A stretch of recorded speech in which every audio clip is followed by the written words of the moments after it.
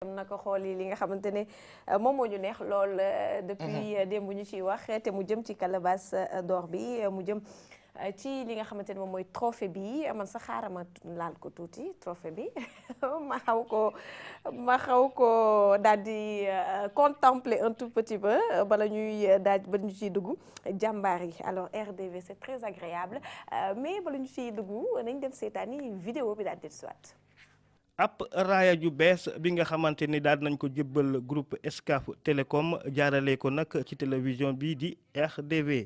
RDV jàmbaar yi.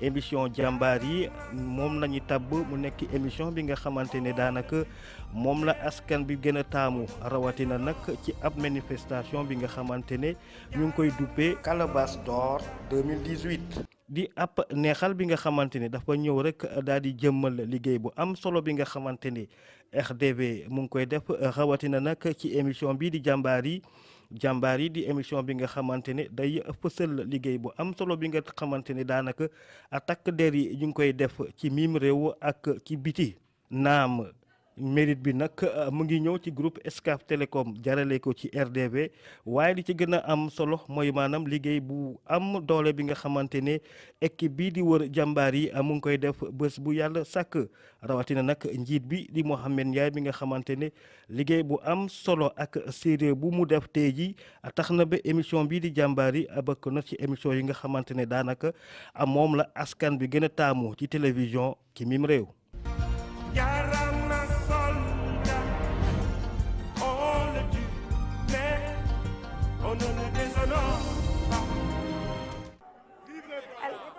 émission jàmbaar yi Mohamed comme ni ngeen ko gisee man sax dama daal di tiit naa bu baax a baax ndaxte am na benn image bu ma xaw a choqué tuuti mooy bi muy mel ni koy rendi ba manqué naan day rendi boobu sax mu naan wax alors Mohamed jàmbaar yi jàmbaar yi de comme ni ngeen ko gisee la rek bon parce que boo gisee sax lu tax ñu gën si sawar gars yi dañ nekk gars yoo xam dañ leen isolé bon ñu ma ko mën a tuddee mooy lépp lu mënti xew kenn du leen ci boole xëy na ñoom seen biir xam nañ quoi mais comme sénégalais yi ni ñuy fàttali ko yeneen gars yi ak xool seen côté liggéey nu mu demee noonu fekk ko ci gars yi nga xam dañuy sol tenue te pourtant dañuy def liggéey bu am solo ci biir dëkk bi yow da ngay tëdd sa kër di naaw ba heure bu la neex luy xew ci guddi gi yëpp doo ko yëg fekk ñoom nelawuñu ñu ngi bàyyi seen kër bàyyi seen jabar seen i doom di dox ba fajar lépp rek pour aar askan bi xam naa si dara parce que dañuy faral di ànd ak ñoom ba suba teel jóge naa fi dem Mali fekk leen fa nga xamante ne fañ leen envoyé woon tey ji kuñ fi jëloon yóbbu ko fa boo déggee benn bal bu na teel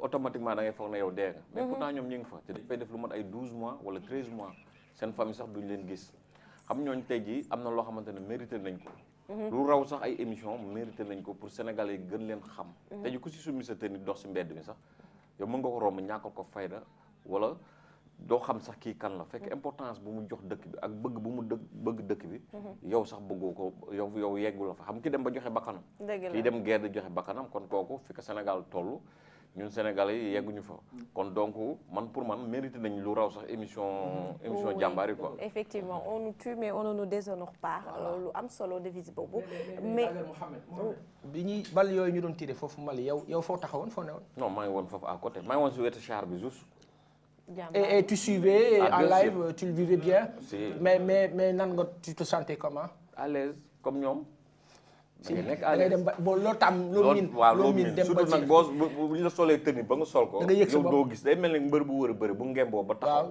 du gis lu taxaw bu fay fee tam noonu lay demee quoi doo fa nekk sa biir am arrière pensée et tu avais ta caméra buñ ma dóoree yaa ngi woon ak caméra bi bien sûr naturellement oui dañ ciy fier parce que ñoom tam dañ ciy kontaan bu ñu gisee dañuy kontaan tey boo fekkee si biir caserne ni wala nga génn fekk leen mission yi ñuy dem suñu la gisee dañuy kontaan dañuy nekk à l'aise déjà Mohamed daf may fàttali dafa am bi ñu nekkee xale dañ doon dégg Amin Gemayel Amin Gemayel nekkoon leader libanais au temps de la guerre du Liban nekkoon nekkoon seen premier ministre et ki taxoon ñu xam ko c'était Amadou Mbaye Loum yàlla na yàlla yërëm ko moom dañu demoon jàppoon tur bi à cause de lui parce que comme ni ngay def nii loolu la daan def tey yaay sunu Mbaye Loum effectivement juste bala ñuy ñëw ci Mohamed peut-être yaa ngi ci émission yu bari aussi jàmbaar yi certes moom moo jël raay bi mais avant jàmbaar bi aussi wala sax y avait aussi xam sa mbër ah aujourd'hui jaar yi xam sa sa mbër mbër ñu qui koy doit laaj revenir. waaw kii xam doit sa bor ñu xam koy naa laaj incha allah dans 15 ou 20 jours war na commencé. parce que maa ngi si Inch'Allah. préparation yi saison bi lay xaar mu kii rek mu démarré ma koy wax sama mbokku lutteurs yëpp. ñooñu préparé man samay gaañ lañ. ñu ngi la koy laaj bu baax a xamal la baax ne boobu cette moom. fois ci moom du yomb. Waaw. bii gën a difficile loo gis. mais lu nekk lañ doon daj mais bii moom.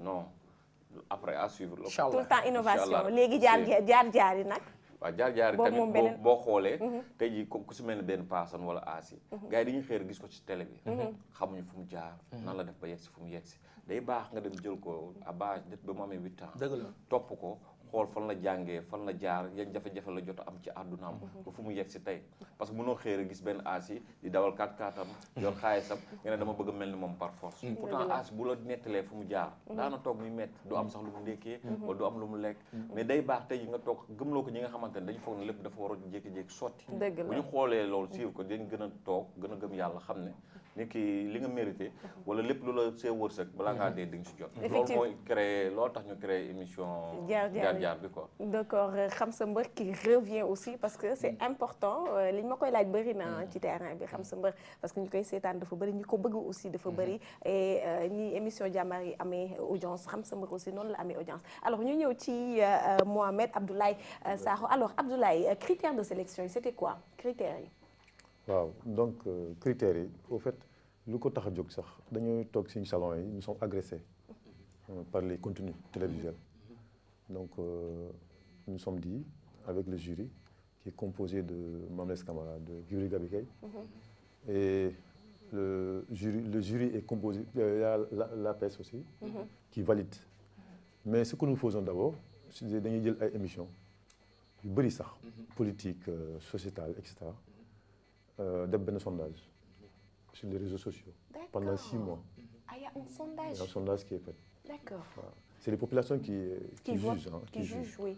Maintenant, sondage bi, bon, on s'est dit, comme population, nous ça ne suffit pas. Il faut que nous soyons professionnels, est-ce que c'est valide? Parfois, ça, sondage bi, population, maintenant, ils sondent. Professionnels, non, qui, population, ils jouent. Mais si ce n'est pas bon, nous gagnons. Donc, c'est ce qu'on a fait. Après sondage bi, bon, Mohamed Guène, vraiment, mu génn ñëpp d'accord si Mamles Camara mu nga xam ne ñëpp xam nañ ko Djibril Gabi Gueye mooy président jury bi donc c'est vrai que jury bi c'est composé même armée fa la ki la bokk la fondation des invalides et mutilés de la médecine au Sénégal fait partie du jury chaque année ils nous choisissent un soldat qui a perdu benn membre en défendant les couleurs de la nation donc ren sax benn Georges Bass koo xamante ni il a été amputé des 2 jambes en défendant les couleurs en Casamance donc armée yëpp ñi fa woon démb dimanche ñëpp ñu fa woon il y a le SODAV qui la bokk comme jury SODAV nous choisissent les entreprises qui sont bien correctes avec les droits d'auteur et voisins impôt domaine qui la bokk ñun du question dañuy toog suñu salon rek di choisir impôt domaine dañuy choisir entreprises yoo xam ne sont bien correctes avec les impôts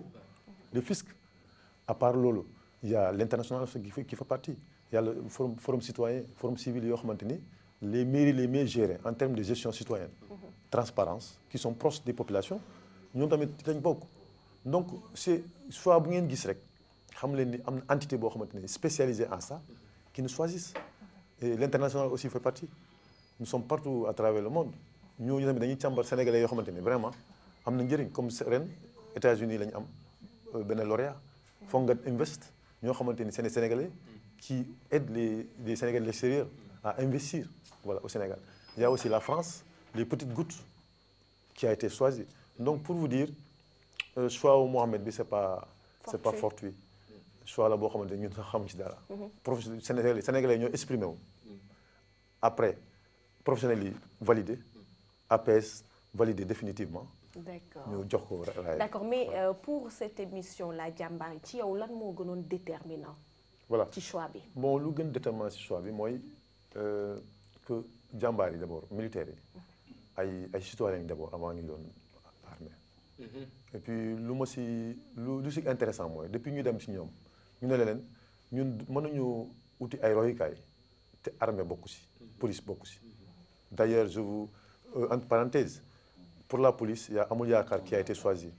Aujourd'hui dañ ko posté rek pour vous dire il y a plus de presque 250 000 vues, plus de 700 commentaires, plus de partage moom est-ce que motul 800 partage ñëpp adhéré. dafa mel ni gars yi dañu xiifoon lu correct, dañu xiifoon lu baax. mooy lu ñu doon wax yëpp si jikko yi. ñun loolu mooy suñu combat. MPS du Ablaye Sakho moo jël prix bi. MPS c'est le mouvement citoyen des patriotes du Sénégal. qui est composé ay kilifa rek ñoo fa nekk. kilifa diine sax bokk nañ si. je pense benn am na loo xam ne foog ma wax si tuuti mooy chaque année à part les lauréats dañuy xool kilifa yoo xamante ni hors pair la ñu. c'est ainsi que cette année Imam Assane Cissé la ñu rendre hommage. Comme l'année dernière on avait rendu hommage à Bruno Diatta, feu Bruno Diatta.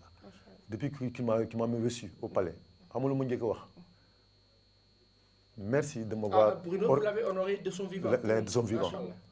Il nous a dit merci MPS de m'avoir honoré avant may faatu. Extraordinaire. loolu wax na ma ko au palais. Donc il y avait capitaine Baye Diagne, c'est un policier.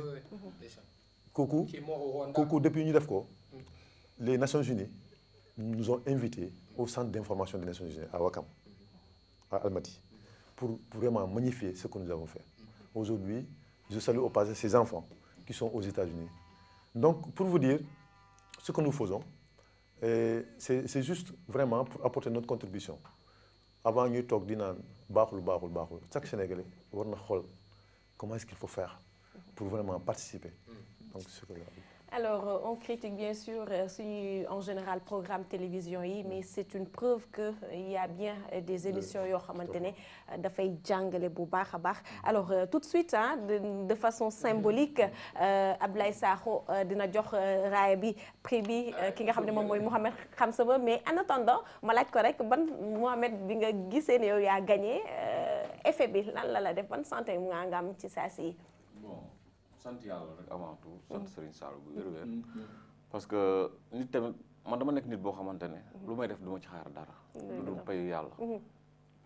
Depuis xam sa mbër depuis mu commencé di liggéey si télé amul lenn loo xam ne dama koy def di si séntu dara dama koy def ak xol dama koy def ak allure boo xamante ne même iso suñu déjà xam na si dara allure bi may ñëwee danaa ma nànk man noonu laay dox te boo nemee nànk rek freiné nga ma wàññi nga si man lu bari parce que li may joxe noonu la demee tey jii lii bu ñëwee tamit dama koy sant yàlla rek dama koy sant yàlla di si gën a remercier nag waa kër gi ñëpp jàpp nañ si commencé ko si suñu PDG Sidi Diagne Iso ba si ay Jupiter ak yëpp xam groupe Escaf bi ñoom boo Jean surtout émission yu si bëri yi ngeen gis fi yëpp moom moo koy filmé sonn na si trop heure bu nekk laa koy woo moo tax il fallait que mu teew waaw damay toog gars yi woo ma 22h ne ma tey am nañu raaful ba 6h du matin ma dem këram jëri ko dama koy doxloo ba fajar dañuy dox ba suñu tànk yi wekkee ma ne ko booy gars yi li ñuy daj metti na de 22h la ñuy jóg dox ba fajar koñ bu ñu dugg ñëppay nelaw. je le disais par exemple moom émission bi nga koy def sunu papa Ben Bass mu ngi doon dund. ban appréciation la ci amoon. bon moom nag yàlla dafa mës a def mu nekk sama waay ba lépp lu may def rek da siy jàpp bu baax a baax. moom lépp lu may def da ci kontaan idée bu may indi teg ko moom mooy premier pour jàpp ci. te day émission yu mu mës a def tamit day toog seetaan ko. ba mu jeex su xëyee la matin lu muy njëkk a def woo ma bureau neexal ma. na ma kontaan naa affaire yooyu kërëb. neexal bi nu muy demee waaw neexal bi nu muy demee moom ñëpp xam nañ ko moom loxoom dafa gaaw day dugg si poche bi bu la joxul benn 100000 jox na la benn 200000. macha allah demal macha allah macha allah moom wax dëgg yàlla na ko yàlla xaare àjjana. amiin waaw jéggal ko bu wér. alors prix bi nag koo ko tuddee nag nañ ko tuddee RDV. déedéet koo ko tuddee nañ ko tuddee mooy lan ko mu tuddee ko. RDV koo ko tuddee soxna si wala. waaw soxna si première. très bien moi j'applaudis bravo. et puis di ko may sax waa moom fu muy liggéey parce que mi ngi fees nag ministère de la culture bi nekk fii Point E. waaw ma leen koy jox di ko jox moom soxna si Awa Sow ak sama njaboot gi yëpp sama doom yëpp xam nga ak Jean Pouy bi nga xamante ne moom sax laa war bàyyi mu jël affaire parce que sonn na si quoi moom trophée la quoi waaw day jëlaale mu ngi moom day ñëw bokk quoi parce que sonn na si trop ak waa kër gi yëpp kado bi daal seen kado la quoi ñëpp ci bokk. alors je vous invite Sakho nga jël prix bi daal di ko jox Jean ñëwal tey moom tey moom homme de l'ombre la waaye tey dinañ ko gis ci écran bi alors Mouhamed ay ca bokk de façon symbolique mu daal di jël trophée bi daal di ko jox kii mooy Jean Pouy Mouhamed Jean Pouy lakkale lool waaye baax moom koy jël jox la yow teel rek. voilà de façon symbolique mu daal di koy jox Mouhamed xam sa mbër et on va applaudir. bravo. Jean Pouy bi nga xamante ne moom lay faral di àndal aussi di ànd ak moom nekk cadreur bi di réaliser en même temps moom il fait tout comme ça ñu daal di koy gis pour une première fois ci écran bi et c'est très beau merci beaucoup kontaan nañ lool waaw daf la faa gis nañ loolu Jean le chef caméraman. le chef caméraman alors merci beaucoup merci Mouhamed ñu ngi lay remercier bu baax a baax di remercier aussi Abdoulaye Sakho di rappeler rek moom mooy promoteur Calebasse d'or bi en attendant ñuy rejoindre ñuy daal di jox parole bi ki nga xamante ni moom mooy Mandione Aidara